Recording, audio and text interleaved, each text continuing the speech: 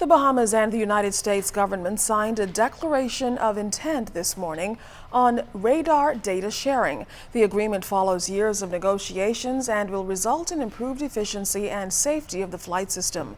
Aviation Minister the Honorable Glenys Hannah Martin called the step historic as it outlines a number of parameters agreed to in principle, including the payment of more flight fees for Bahamian aircraft.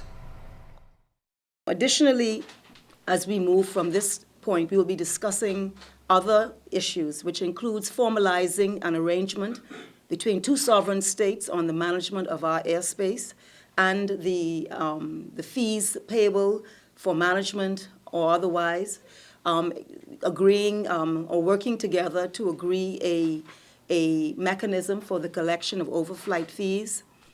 Working with us, the Americans have agreed to work with us in discussions with the ICAO and neighboring states on establishing the flight information region that reflects the geography of the Bahamas. And so what you're seeing really today is just the beginning of what it will be a larger dialogue and purpose between the Bahamas and the United States of America. It is hoped that we would be able to strike an agreement for 10 years in the first instance, for the purposes of with Americans and the FAA management of our airspace. Now, the FAA's Executive Director of International Affairs, Carrie Fagan, says she's pleased with the level of negotiation so far. For many people, radar data sharing doesn't really sound that exciting.